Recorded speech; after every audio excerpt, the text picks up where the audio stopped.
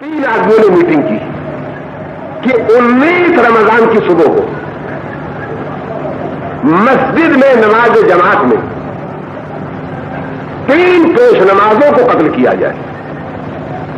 اب آپ کے سمجھ میں اگر میٹنگ آ گئی ہو تو میرا اگلا جملہ مدد کر دے گا کہ 1 پیش نماز کو مسجد قباء میں قتل کیا جائے، یعنی مولا کائنات امیر المومنین علی بن ابی طالب۔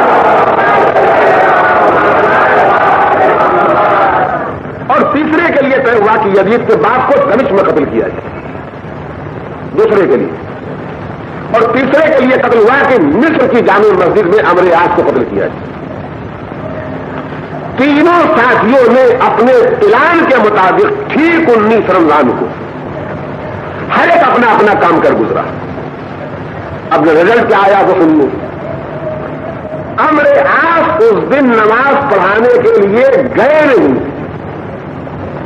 اور جب میں نے تاریخ میں پڑھا کہ گئے نہیں تو اسی دن سے مجھے خیال ہو گیا کہ پلاننگ کے پیچھے دماغ بھی نہیں کر رہا ہوگا، اس لیے کہ اسی دن میں جانے کی کیا وجہ تھی؟ تو ان کے بجائے ایک اور پیش نماز گیا، وہ بیچارہ کٹ مرا۔ دمشق میں یزید کے باپ پر جو حملہ ہوا تو وہ زخمی تو ہوئے مگر اچھے ہو گئے، اور علی بن ابی طالب کے اوپر جو حملہ ہوا تو علی تیسرے دن شہید ہو گئے۔ اب اگر دنیا کے اصول پر طے کرنا چاہتے ہو کہ جو بچ گیا اللہ اس سے راضی، اور جو کسی آفت و خدا نخواستہ آ گیا اللہ اس سے ناراض ہے، تو ایمان والوں تمہیں کیا فیصلہ کرنا پڑے گا کہ اللہ سب زیادہ عمرو یاس سے راضی تھا، اس کے بعد یزید کے بعد سے راضی تھا، اور معاذ اللہ سب سے زیادہ علی بن ابی طالب سے ناراض تھا۔ لیکن آپ نے پہچانا نہیں، علی پر جیسے ہی تلوار کی وار لگا تو علی کی زبان سے برجستہ سے کرا نکلا، فل تو میرا رب الکعبہ، کعبے کے رب کی قسم میں کامیاب ہو گیا۔ علی یہ تمہاری جان جا رہی ہے، تم کہہ رہے ہو میں کامیاب ہو گیا؟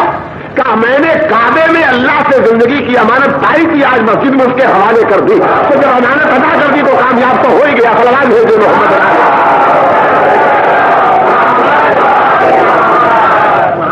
اور میں اب اگلے حصے تو کچھ نہ کہوں گا، بلکہ صرف اتنا ہی کہنا چاہوں گا کہ جو بھی تاریخ اور ہسٹری پڑھ سکتے ہیں وہ پڑھ کے فیصلہ کریں گے کہ اگر علی کچھ دن اور زندہ رہتے تو وہ اور عبادت کر کے اپنے لیے ثواب کا درجہ اور بڑھا لیتے۔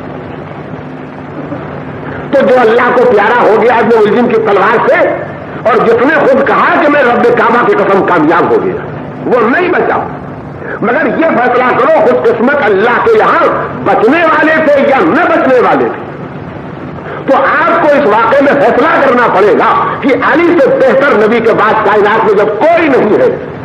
دوسروں کے لیے میں کچھ کہنا نہیں چاہتا، لیکن اتنا ضرور کہنا چاہتا ہوں کہ دنیا میں کوئی آدمی نہیں ہے جو بالکل متفقہ طور پر تعریف کر سکتا ہو ان دونوں آدمیوں کی جو بچ گئے۔ تو مجھے یہی کہنا پڑے گا کہ کسی کے قتل ہو جانے پر اور کسی کے بچ جانے پر یہ فیصلہ کرنا کہ اللہ اس سے راضی ہے اللہ اس سے ناراض ہے، یہ غلط فیصلہ ہے۔ بلکہ اللہ راضی تھا اس علی سے جس نے صبح کو ضربت کے بعد ان کو اٹھا لیا اس طرح سے کہ اللہ اس سے راضی تھا اور وہ خدا سے راضی تھے۔ اور جن کو بچنے کا موقع دے دیا وہ جب بچ گئے تو انہوں نے اپنے گناہوں کے بوجھ میں اور اضافہ کر لیا، اور جب گناہوں کے بوجھ میں اور اضافہ کر لیا تو اپنے لیے عذاب کا سامان اور کر لیا۔ تو سوچے یہ جو اللہ زندگی دے رہا تھا یہ راضی ہو کے دے رہا تھا یا ناراض ہو کے دے رہا تھا؟ یہ جو حکومت دے رہا تھا یہ راضی ہو کے دے رہا تھا یا ناراض ہو کے دے رہا تھا؟ تو کم سے کم علی اور ان کے 2 ساتھی جو اس کا قتل کرنے کا جن کا منصوبہ بنایا گیا تھا، جب تک میرے بھائیوں کو یہ واقعہ یاد رہے گا تب تک اتنا یاد رکھنا کہ تکلیف کو سزا نہیں سمجھنا اور راحت کو جزا نہیں سمجھنا ہے۔ سلام ہے جو محمد